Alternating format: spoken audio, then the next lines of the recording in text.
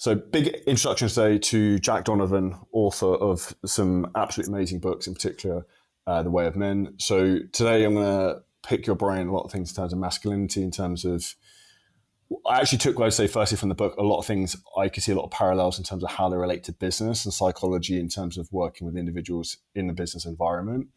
I feel there's a big transition in the world right now anyway in terms of men and how society is kind of shifting.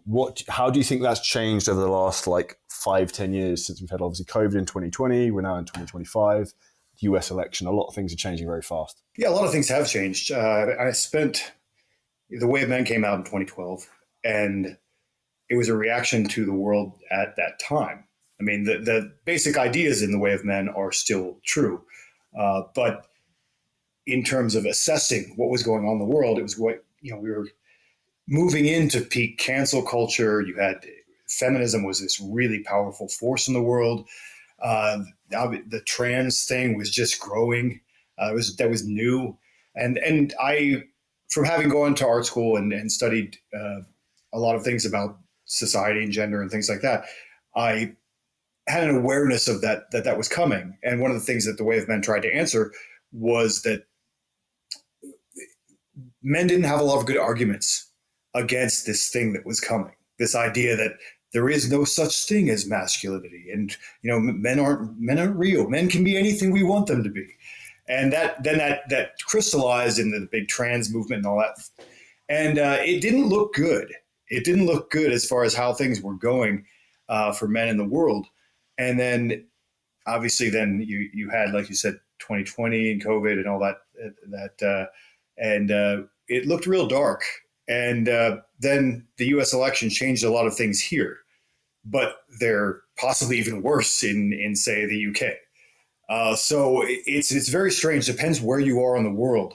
In America right now, I feel very optimistic about things in the way that I haven't, the whole 10 years or so that I was writing about masculinity in the world, things were looking very bad. And right now, there's a big shift back in the other direction. And especially with the younger generation, you can see like Zoomers and so forth, they don't have time for the woke nonsense. They don't have time for, there are no genders. They're rejecting all that.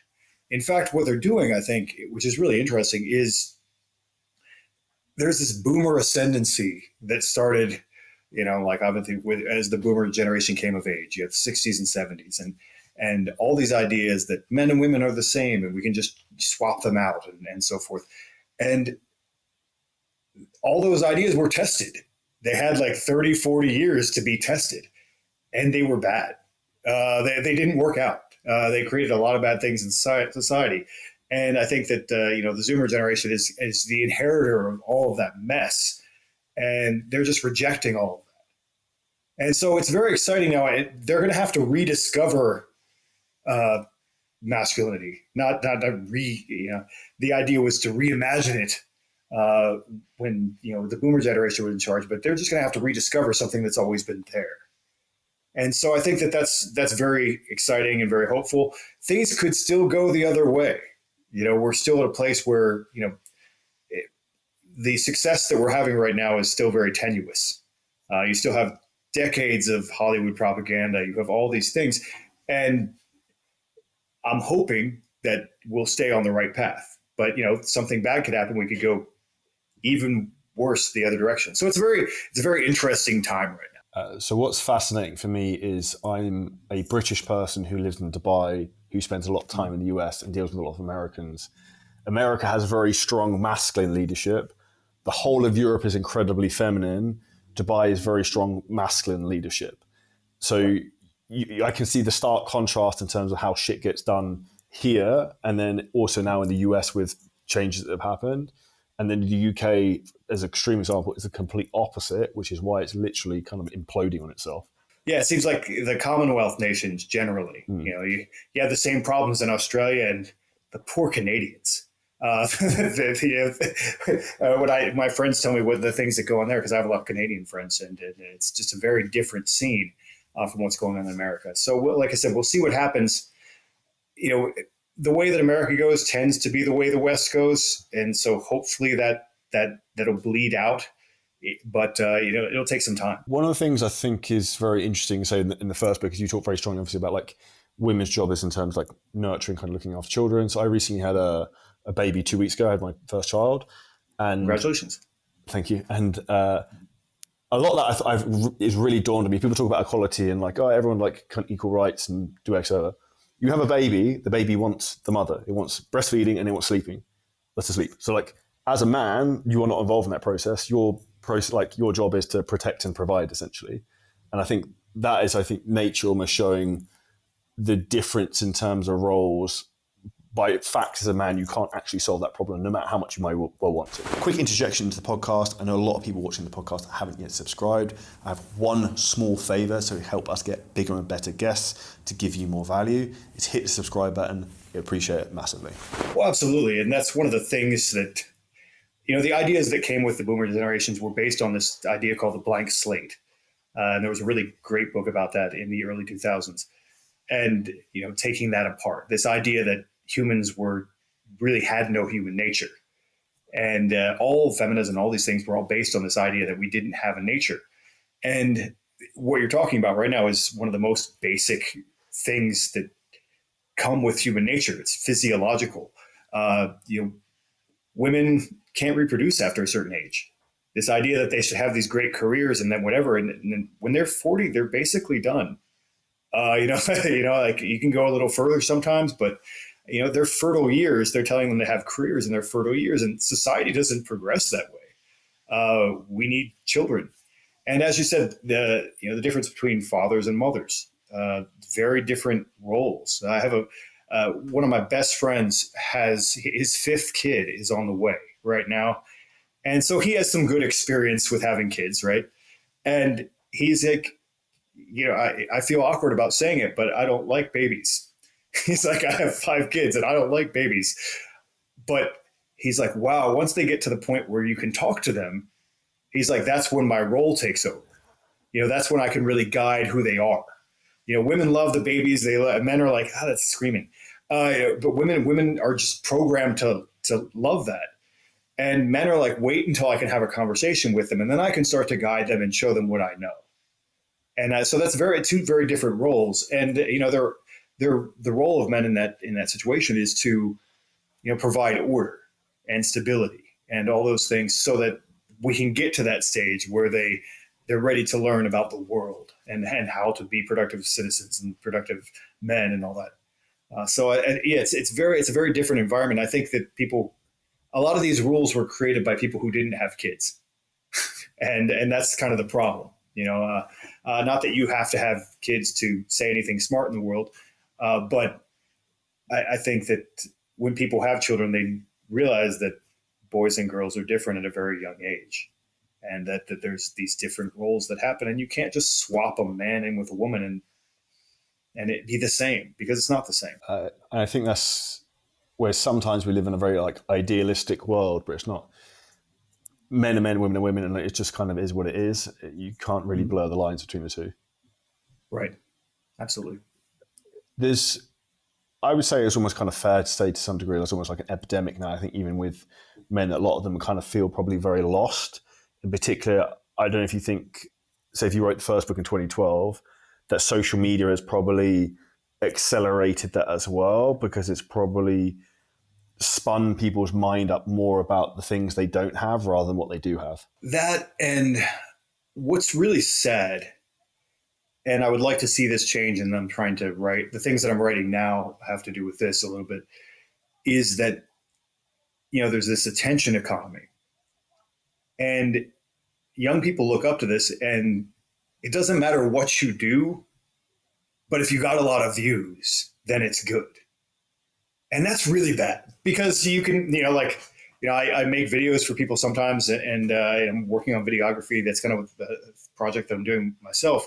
And I tell them, I'm like, I can't make you a viral video. I don't know how to do that. If you want to make a viral video, I don't know, stick a firecracker up your ass and like sing a song. Who knows what's going to like pop, and be crazy. But just because something gets a lot of attention doesn't mean it's good attention. There's this idea that all attention is good attention, and it is for some people. But when you think of yourself as a man, like, what is your story? What kind of man do you want to be? How do you want to portray yourself in the world? Do you want to have any kind of dignity? And the attention economy doesn't really serve that in the same way. And, it's like, what kind of messages do you want to say? Do you just want to say whatever gets the most hits? And I think that a lot of young people see the world in that way. And that is one unfortunate thing that I think that we have to get them to maybe guide them away from. Just because you got a lot of views doesn't mean that you're doing something that's actually good or admirable. And because a lot of times things that are admirable are quiet. And if you're just a good leader, if you're good, have a strong family. I mean, that doesn't pop on social media. There's things that you that are better to have in life than to just a lot of attention. And attention can be a double-edged sword for a lot of people. I've watched a few guys, young guys, get a lot of attention recently, and I've kind of had some back conversations with them. And I'm like, well, just make sure you're being who you want to be, because this will change you, and you don't want to start becoming someone who you don't want to be just to please this audience that just keeps growing and growing, because you start doing just more and more ridiculous things. And I think that dignity is something that we have to try and encourage, I think, in especially the younger generation. It's interesting you say the word dignity, because it's not a word I've heard probably in a long time, because I think a lot of people don't think about that. That says a lot. Yeah. I mean, it's, how do you want to be remembered? When you look at ancient men who were, how did they want to be remembered? What's your story? What's your story of your life? How do you want it to be told? And is it just like, I did a handstand with a firecracker in my mouth or whatever, or what did you build in the world? I think we need to bring back builders. That's one of the things that I think that Donald Trump is very much an old type. And we used to have these big industrialists and kings and so forth who they wanted to be remembered. And so they would build things.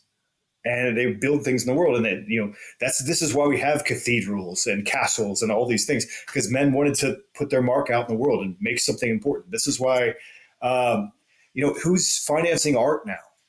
I was in Florence recently, and Florence pretty much exists because of the Medici family, this rich banking family that financed all of the great art that we think of as Western art, all like Michelangelo and Leonardo da Vinci and all these people. They were all there in a sense because the Medici family said, hey, we want to make beautiful things and have people regard us well in the world. And so I think that this old type of men who want to leave their legacy on the world and build and create, I think that's an important thing to highlight as well. So it's interesting when you say that, because I think Donald Trump is a good example of that. I'd look at them as almost like empire builders. And then you also look at the leaders again, like for example, in the Middle East, in the UAE or Dubai where I live, they build all this crazy ostentatious stitch. Like I live on the Palm in Dubai, but I'm currently technically like 2 miles out at sea. Like this wasn't here 15, 20 years ago. And they make the impossible possible. And I think that's, even if you look at someone like Elon Musk, that's like how society moves forwards, because someone says you can't do it and they just do it anyway. Yes. Yeah, and that's exciting. And I think that's why he's become such an exciting figure in the world, because he just does things, like that saying online, like you can just do things. This is what he does. He just puts things out there and challenges people's expectations of what's possible. You talk about the 4 virtues of men of strength, courage, mastery, and honor. Why specifically those 4? Well, the project of the Way of Men was, a lot of people, when they write about masculinity, they talk about, they're really just advertising themselves. They're saying, like, be a man like me. And that wasn't my project. My project was to say, what is masculinity always and everywhere? Just what is this thing that we're talking about? It's not about me. It's about what is this thing, masculinity? And that becomes a logic problem. Is this always true? Is that always true? And you just start taking things apart. And what I came down to with these ideas that they're based, it would be true always and everywhere. Like strength. Why is strength a masculine virtue? Well, it's biological. Men are biologically stronger. That's just a reality. It's a physical reality. And also, always and everywhere. If you said to a man, who is more masculine? Is it the strong guy or the weak guy? It doesn't matter where you are in the world or what time you're in. Well, clearly the strong guy. That obviously no one has ever said the weakest man is clearly the most masculine man. No one has ever said that. So that's something that's timeless. And so I was looking for these timeless virtues. And the same thing is true of courage. When in the world has someone said that man who's hiding in the corner cowering, that man is clearly the most masculine man in the room? No one has ever said that. And so these are basic. I mean, this is how you can look at something and say this is absolutely true. So these are things that are associated with men and masculinity and always have been. Also, this man who's good at nothing, clearly the most masculine man in the room. I mean, that's why I call mastery. Men have to have skills. Women can just be pretty. That's in reality, like of the way the sexes work, is that women sometimes don't have to carry their own weight if they're just attractive, but men always do. Men always have to carry their own weight, and so they have to contribute something. They have to have something to offer, and if that isn't strength or courage, maybe it's skills. And men always appreciate great skill. Even if you're not good at other things, they're like, wow, he is really good at that one thing though. We need that guy who can make bows. We need that guy who can make guns. We appreciate our nerds in a certain way. And we need the nerds. Elon Musk would be the nerd, right? He's a super nerd. That's literally who I was thinking of as you saying that. Yeah, he's a super nerd, right? And the final thing was honor, which means that, because if you don't care what other men think of you, then they don't trust you. And the reason why I came up with these virtues is because, most of human evolutionary history, we survived in small, like hunting and fighting bands. And those are the things that you would need if you were in an emergency with a group of like men who had to hunt and fight for a living. And, they carry upward through the military, all these things as time goes on. But those are what we need in an emergency. When The Way of Men came out, zombie movies were really popular. And I always just say, if zombies attacked this building right now, what would you need from the men around you? And a hierarchy would very clearly appear of like who can do what and what guys are going to be in charge and what we need from them and whatever. And the guys who were not those things would be low status very quickly. And so it just, if you can visualize it in a situation like that, in some kind of emergency situation, it becomes very clear why men value these things in each other. And so I just think it's very straightforward. And that's why I think these tactical virtues have stuck around and The Way of Men has been popular for so many years, is because you can say this and it's always true. And that's what's important. And honor, I'm probably going to write a book about virtue, and that'll probably be my next project. And we talk about virtues.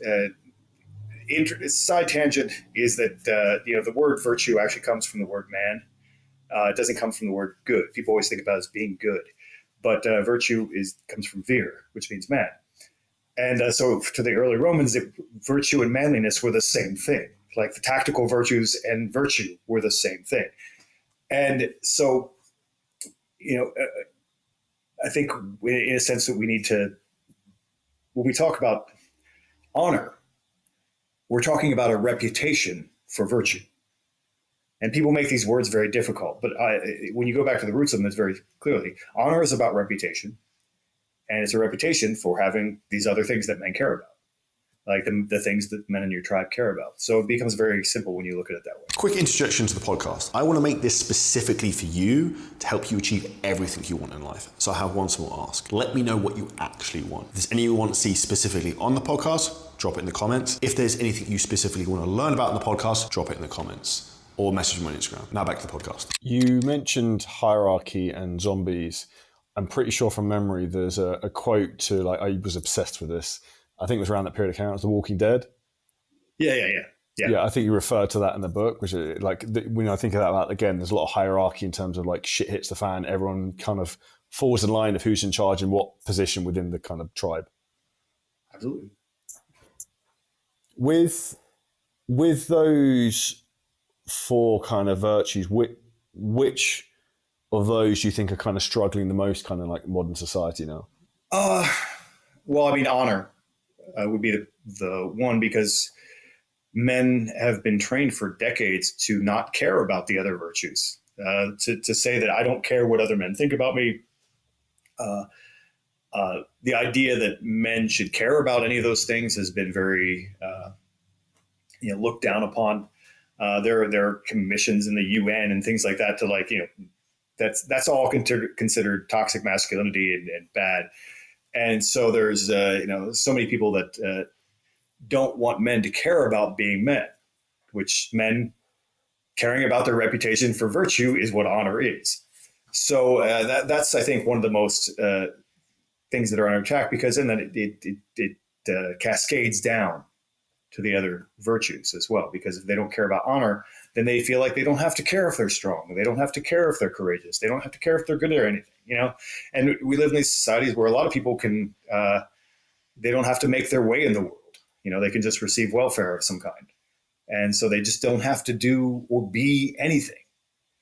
And yes, you can survive that way, but is that a good life? And is that a masculine life? And those questions, I think, are important to ask. Would you say, it's obviously a broad question, but if you look generally at high achievers and men who are the most successful, would you say by default, normally they're the most masculine? I mean, unfortunately, that is not the case. I mean, Justin Bieber is far more powerful in the world than I am. I mean, to be fair, like Taylor Swift is far more powerful in the world than I am. There are a lot of reasons why you can become wealthy, and wealth and power are kind of the same thing. You can order people around. You can tell people what to do, and if they don't do what you want, you sue them or whatever. You have the power to mess up their lives. So that obviously, like men who run companies, all that kind of thing, in many cases, they are more masculine men. They're more aggressive. They're more ambitious. They're obviously good at, telling people what to do, and not in a necessarily bad way, in a good way. They have to, delegate authority and things like that. But it's not always the most masculine people. It's just people who are, in many cases, have the correct social skills. I would say that leadership is like an add-on module to masculinity, because you can be a really masculine guy and just be terrible at leadership. If you're in my group, I have a handful of firemen, and we have a fire chief, and then we just have firemen, and not all of the firemen are going to be a fire chief, right? Because that's a different skill set. But they're still strong guys who run into burning buildings. You don't have to necessarily have the leadership piece. I think as you build a family or build a company, you have to kind of get those skills. But you can be a fairly masculine guy. You can be a guy who works on an oil rig or something like that and not be really very good at leadership, because leadership involves a lot of people skills. So you have a lot of business leaders in the world who are women, or who just aren't masculine men at all. I mean, you have I don't think anyone would describe Tim Cook as being particularly masculine, and he runs Apple. So it's a lot about people skills, I think, when it comes to leadership. And that's why, if you look at history, it's not always, you don't have the Achilles necessarily running the army. You have like someone who has a large set of other skills. And so it's cool. And I think a lot of men would prefer it this way, and I would. I wrote an essay many years ago called Sky Without Eagles. And I think that most men would prefer to live in an environment where the men who are leading them have all those tactical virtues, and would be willing to do the things that they do.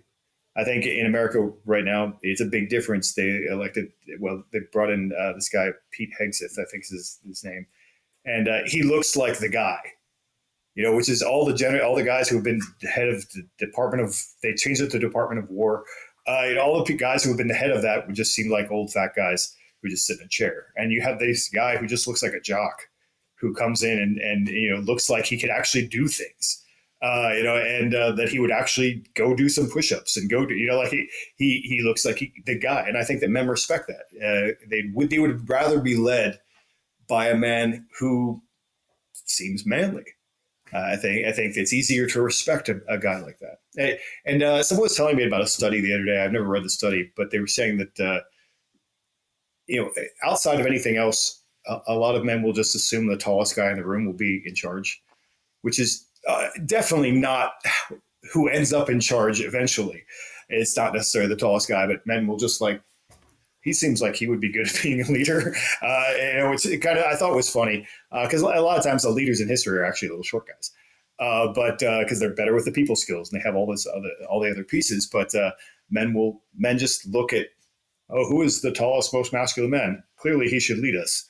That is something that men think about. Well, I think a lot of that still goes back to base survival instincts. And even if a big guy walks in the room, you're suddenly like heightened sense of alertness, being like, okay, how can I take this guy out? He's a big dude. He could potentially be a threat. Like your brain automatically kind of switches on. Oh, for sure. And it's one of the things, I think that combat sports of any kind are really awaken that reality in men. I think it's really easy to go through life in the way that women do to a certain extent, where they don't really care about the potential of violence. They don't really think about it. But men generally think about it. You're like, you talk differently to a man who is much bigger than you than you do to someone who is much smaller. You can be a little spicier with someone who is much smaller, but if there's some guy who can obviously kill you, you're going to be a little bit more respectful. So I think that martial arts, practicing martial arts, definitely makes that real for men, because because size does matter. You can be really good at martial arts. I mean, I do jiu-jitsu. I was doing it last night, and technique is helpful, but there is a size cutoff of that. And there's guys who I've rolled with. I'm like, well, what happens if that man attacks you? Well, I die. I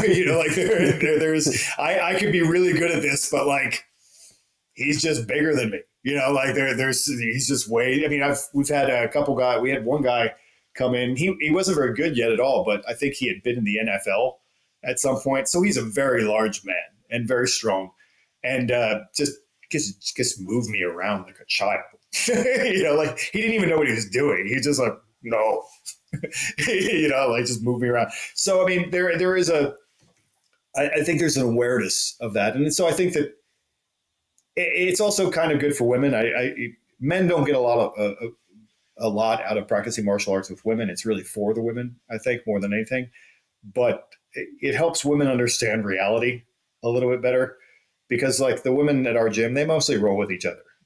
And when they roll with the guys, they know that the guys are taking it easy on them, and that very quickly they could shut them down.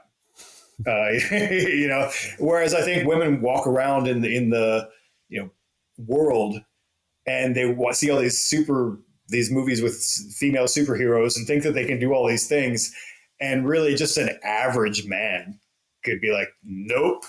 They're just very different physically, men and women. So I think that there is something very grounding in practicing martial arts, and it makes you aware of the primal math of violence.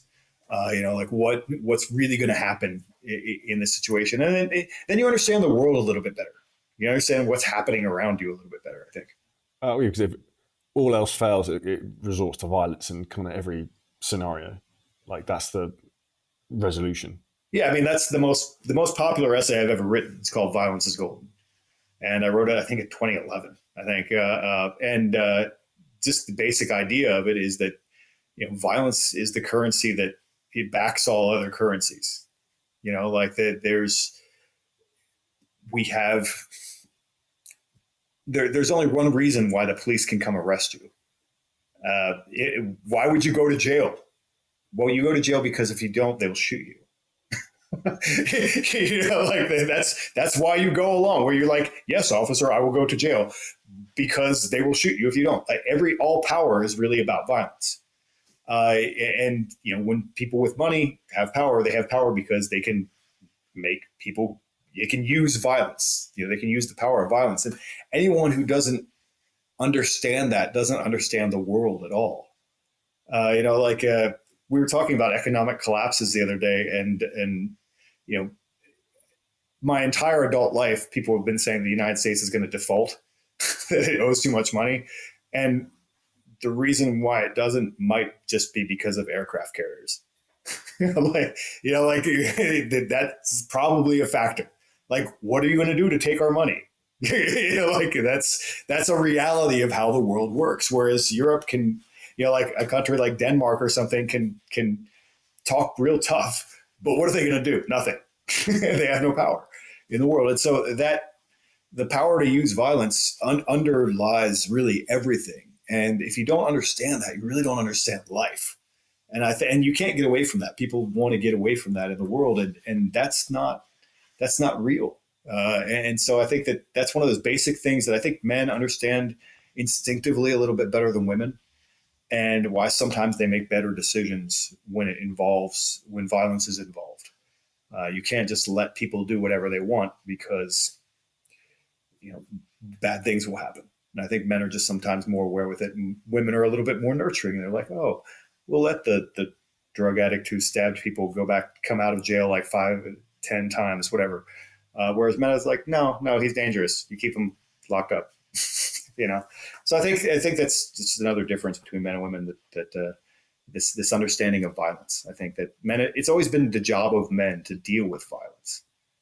So it's part of our really DNA of how we look at the world. And so I think that's important as well.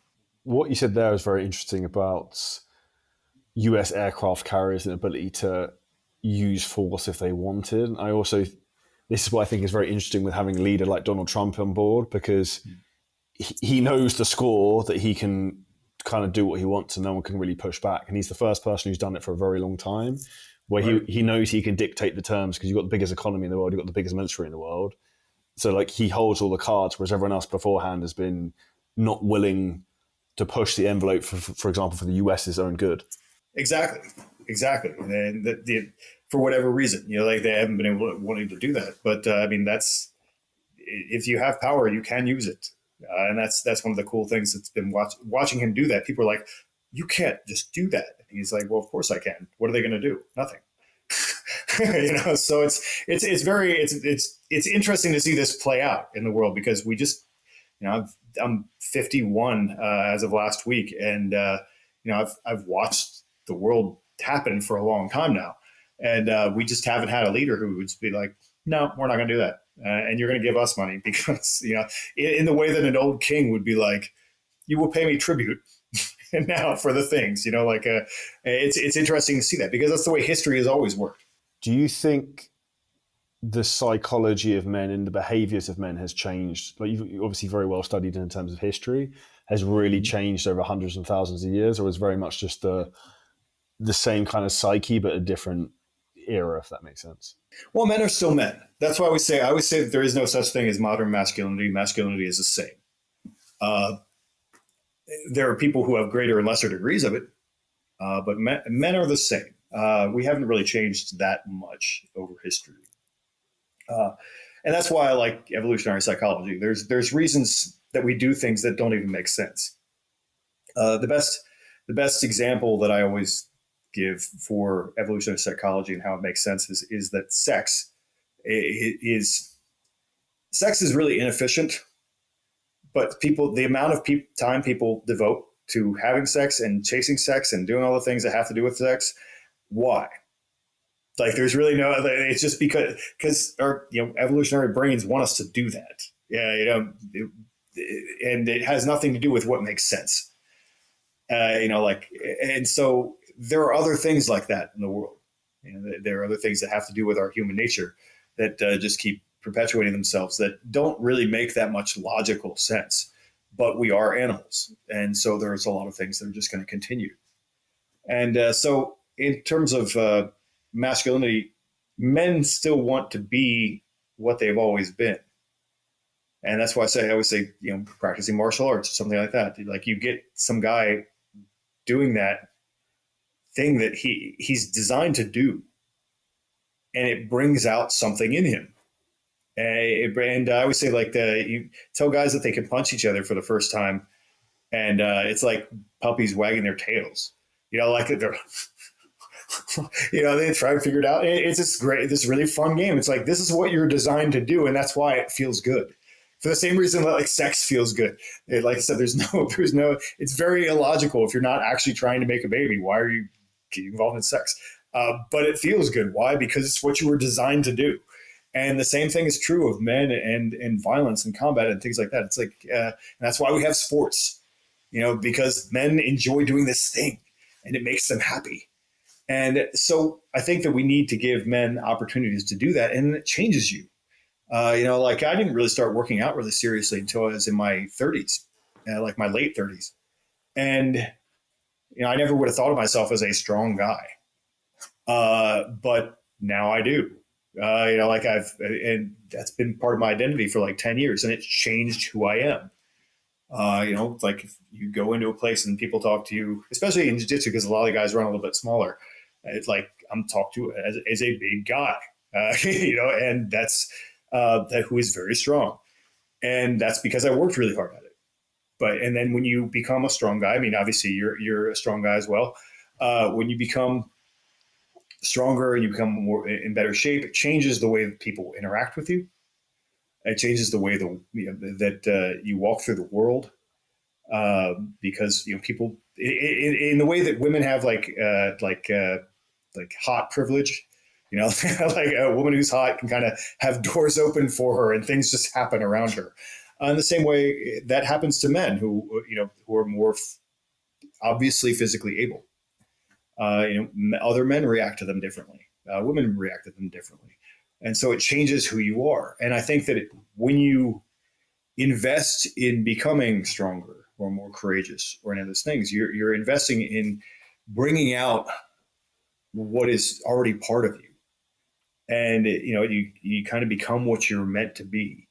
And it's very exciting, and it expands you. Whereas I think a big problem with men is when they don't do that, they become very insecure.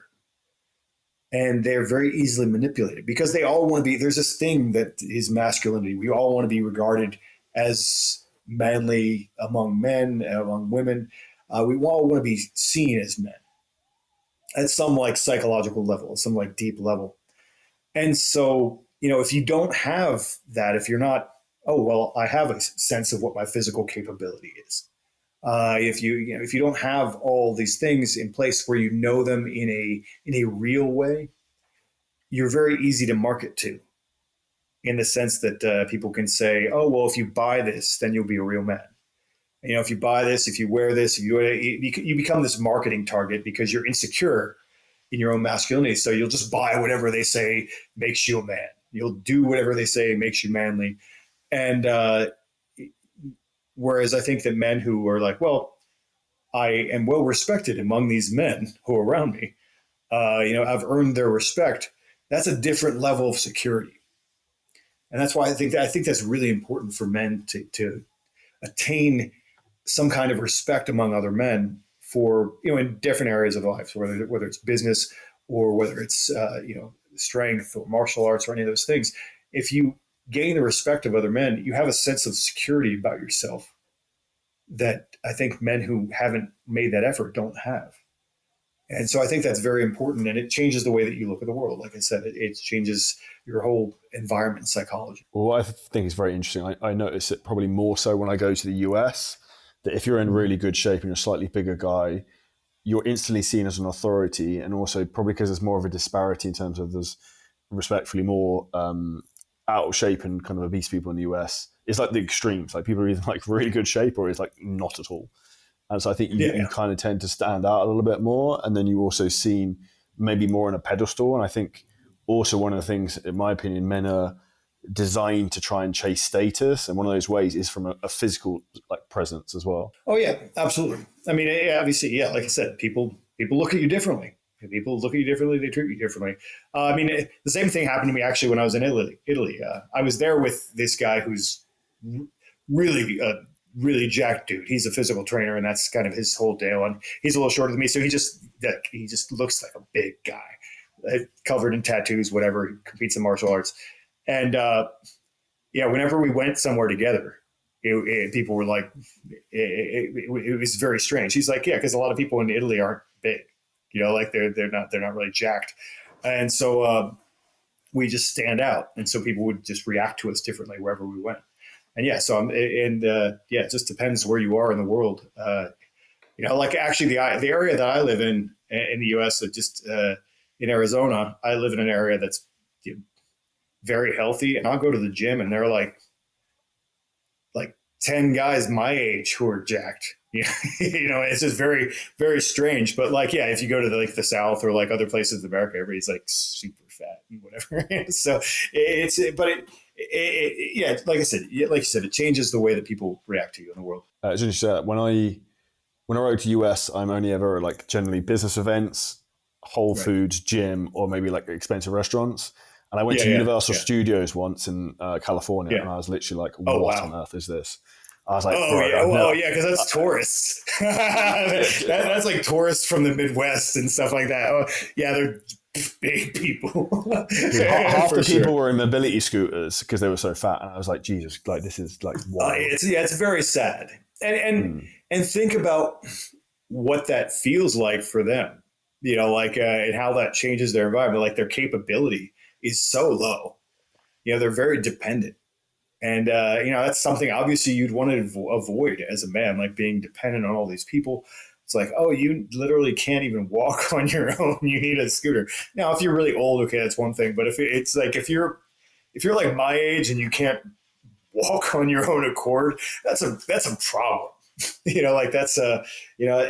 But I think that, and that's one thing you can point to when you talk to younger men and so forth. Like, who do you want to be in life? Do you want to be that guy in the mobility scooter, or do you want to be, someone that other people look up to? Do you think there's a lack of strong male role models now?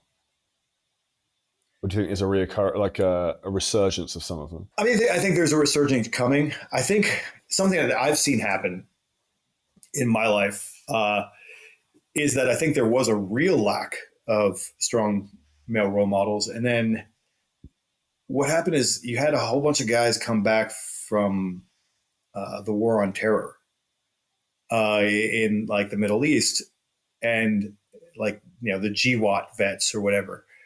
And then you had this big, and it's kind of burst right now. There's this big GWAT vet bubble of influencers that happen online. The top one would be maybe Jocko. You have your Jockos. You have all these guys who are actually very masculine and have masculine credentials. Like this is an actual warrior who's actually done all these things.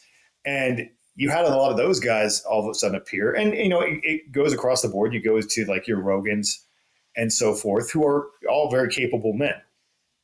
And so you have had a growth of more capable men influencing people than maybe you had in, say, the 2000s.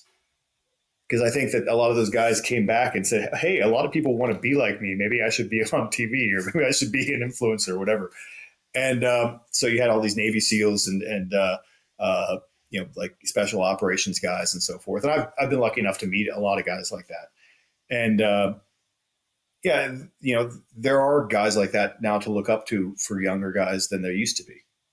So that's a move in the right direction, but obviously we need more. And you're not, you're only going to have so many warriors at any given time because you only have so many wars going on, So that can't be the only metric.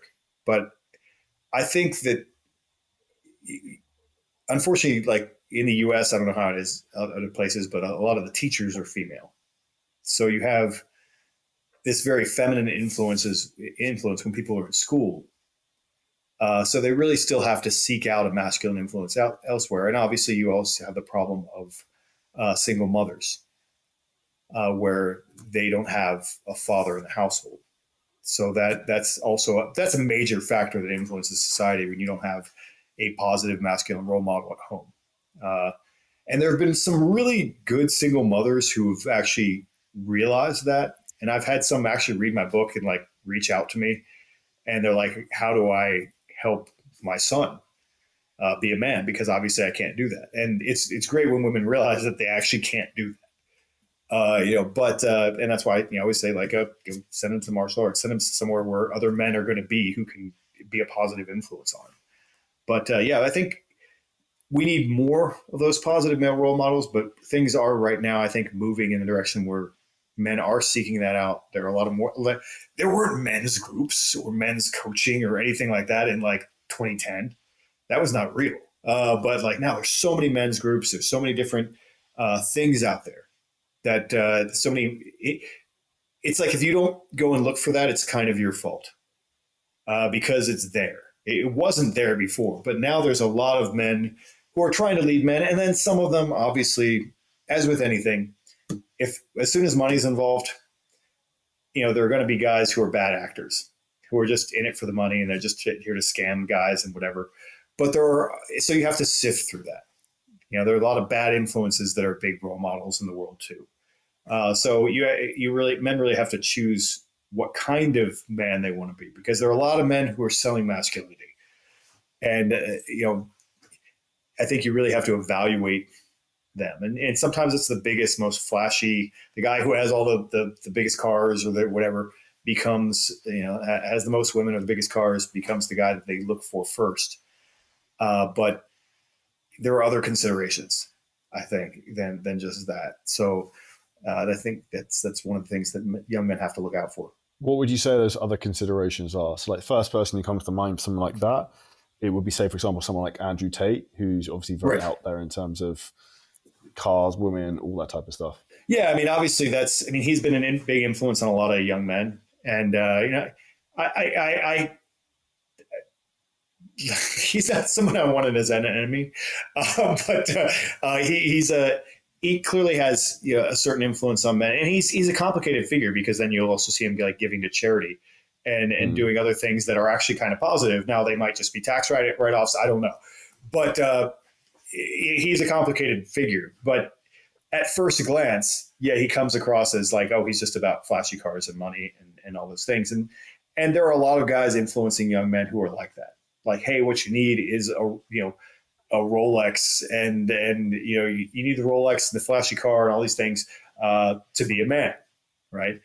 But I think, like I said, I think you have to look at the long term. Like, and you saw this happen with the pickup artist space, which Tate kind of comes from originally. Because I was involved with that when in the 2010s, and that was where a lot of this discussion about masculinity came from. Is you had guys realize that the way you talk to women is not the way that women tell you to talk to them. There are different rules, and there were a whole bunch of guys that just discovered this, like that what they're telling us about women is not necessarily true.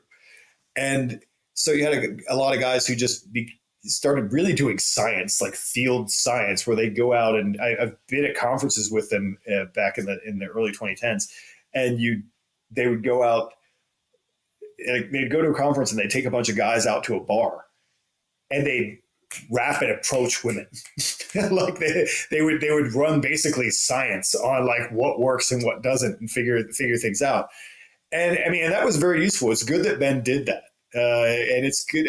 I would say that's an evergreen market, because there are always new 18-year-olds who need to get laid. But it'll never go away.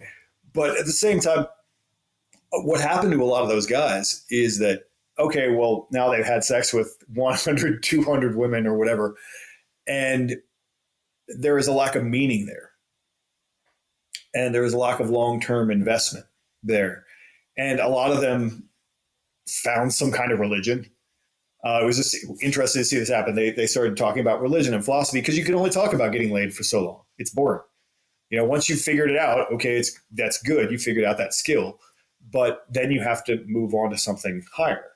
You can only get so many, buy so many material things, and then you have to look for what's beyond that. And that's a lot of stuff that I try to focus on with my work is, philosophy, and talking about like, well, what is a good life? And, what does it mean to live well beyond, just having things and getting laid? Because those are things that you start with, but what's beyond that? And, what kind of virtues do you want to have beyond, say, the tactical virtues? What kind of man do you want to be? And so I think what men should look for beyond those basic skills, because those basic skills are good to have. I mean, I could stand to learn how to make money better. I'm not really great at that. That is a life skill that is good. And people learning how to get laid, all these kind of things are very basic. But then I think what you need to look for is men who really are concerned with living well and living decent lives that they want to be proud of for their entire life. And men who are have found some kind of meaning. Or I would say men don't really find meaning; they make it. We create meaning. We always have. That's what men have always done. So you have to find men who have made meaning and figure out how they do that. How do they make things meaningful in their lives, and how do they have fulfillment in their lives? And I think that's the step beyond, can I just get things and get laid? And so those are the role models that you really want to look for, is the guys who have gone to that next level. And like I said, that's what a lot of the pickup artists did. I mean, they moved on. They couldn't talk about that anymore. So they started talking about religion. They started talking about philosophy. They started talking about other bigger things beyond that, because life is more than just getting laid and having things. It's I think it's also one of those things you can really only explain once you've been through it to some degree. So it's I think it's that analogy. It's not the pursuit of happiness; it's the happiness of the pursuit, if that makes sense. So it's like the process of getting the thing that's more exciting than getting the thing. It's like I wanted to get a supercar, and I got a supercar, and I was like, cool, I don't feel any difference. And I got the big house I wanted, and then you just don't feel any difference as a house. You then suddenly realize it's the stepping stones to get the next thing, which is kind of the fun thing, and enjoying that along the way and who you become, rather than the actual car or thing itself. Right. Makes sense. With where a lot of people are, and I get this a lot from younger guys coming to me who are kind of lost and not sure kind of where they want to go with things just generally in life, what would be your advice to them? Well, it's always a tough one, because it depends who you are. It depends. People are always like, how do I find my purpose in life? That's a big question that young guys have. And it really depends what your skills are, what your skill sets is and what your interests are. I mean, because we're all good at different things. My purpose in life is going to be a lot different than someone else's. I chose things that I wanted to do, and I found something that was interested in me and a problem I wanted to solve in the world. And that's, some people do that with business. I did it with writing. What is the problem? What do you have to offer? How can you make a positive influence on the world? I think is something that you can ask yourself. And I would say, and then they think that they're just supposed to sit home and think about that, and they're going to get the answer. And I think the best answer for that really is, if you don't know the answer already, you're probably not just going to sit and think about it and then figure it out. Go find someone who you think is making a positive influence in the world and follow them. See if you can help.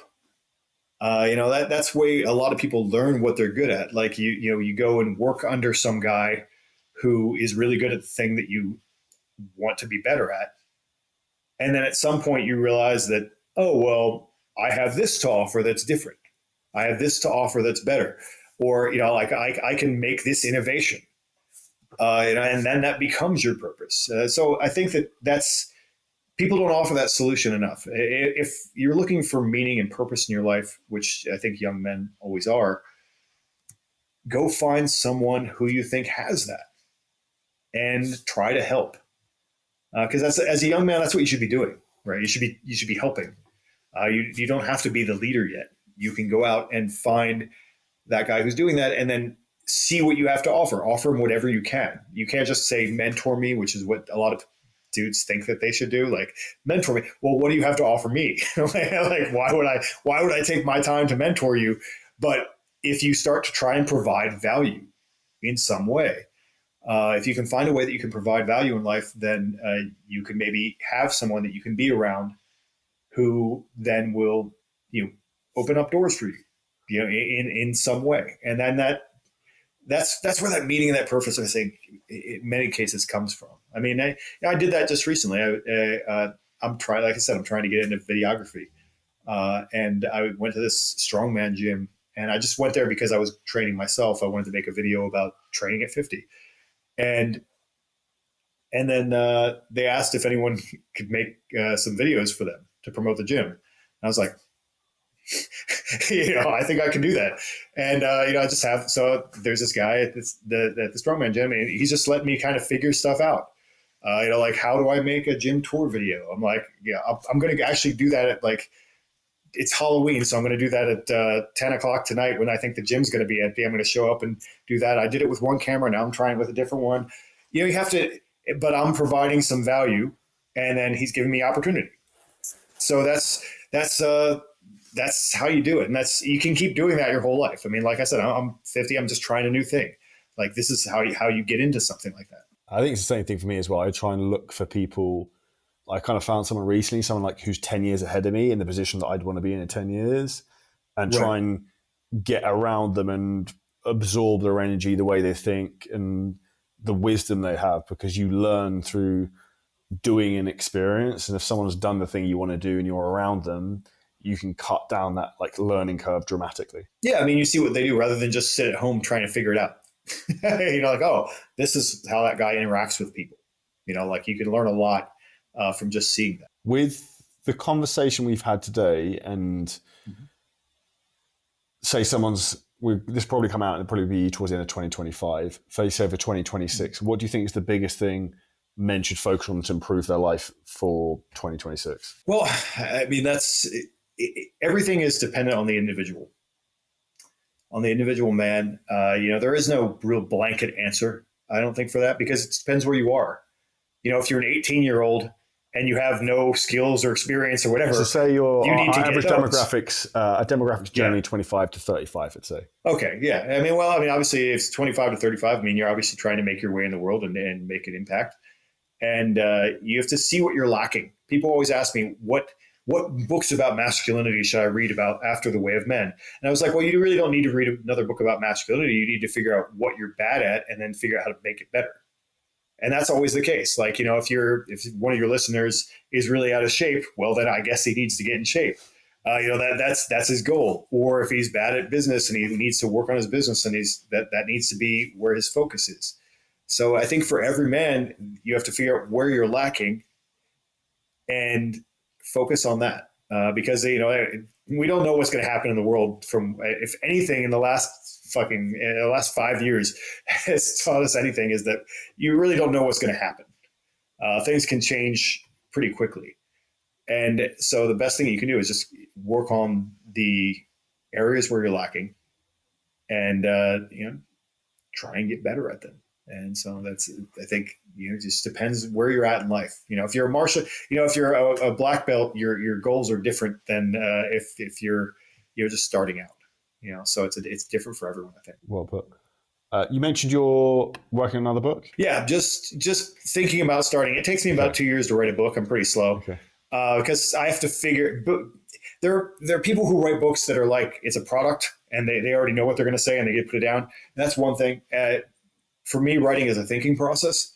So I have to think about it for a long time and figure things out. And so I've been thinking about it for a year, and then I think next year I'm going to write the book. So that's what I'm getting into. So I want to write a book about virtue and some of the things that we were talking about today.